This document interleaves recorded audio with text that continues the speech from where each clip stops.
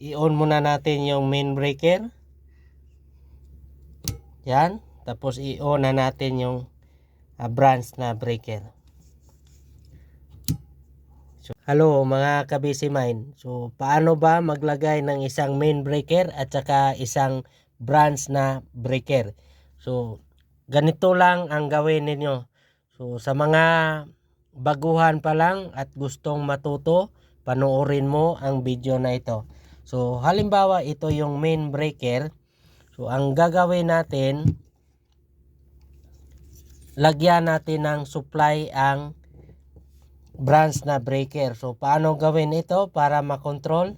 So, ganito lang. Itong main breaker, dito tayo kukuha ng supply sa load side ng main breaker. Dito. Tapos, i-jumper natin dito sa line side ng branch na breaker natin. Yan.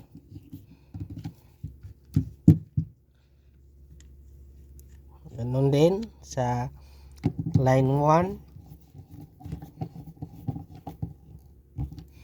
Dito naman.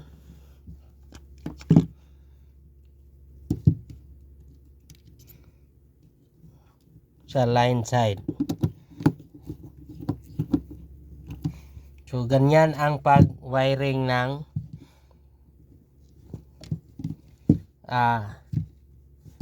isang main breaker at saka branch na breaker. Ganyan. So, mag-jumper tayo ng wire papunta sa line side ng branch ng breaker. So, dito sa branch na breaker, dito na natin i-terminate yung mga load natin. Halimbawa, yung ilaw. Yan. Sa load side na natin i-terminate yan.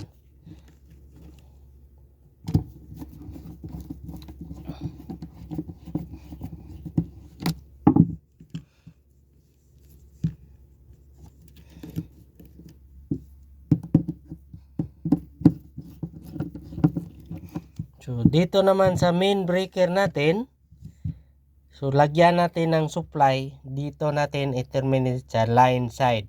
Yung galing na yan sa power source natin. Dito.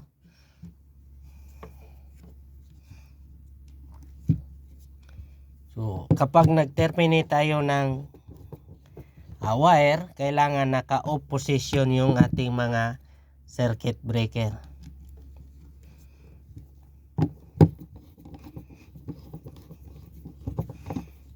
So, yan.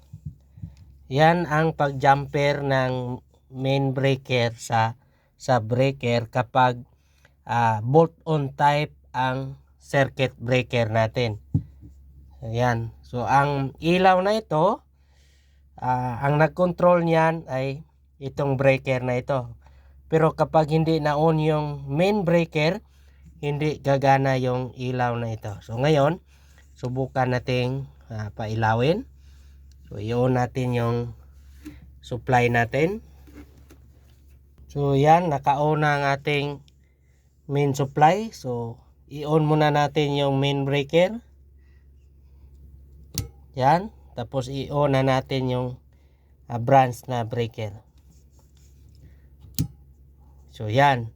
So, ganito lang ang pag-wiring ng isang bolt-on type na breaker na may isang main at saka isang branch.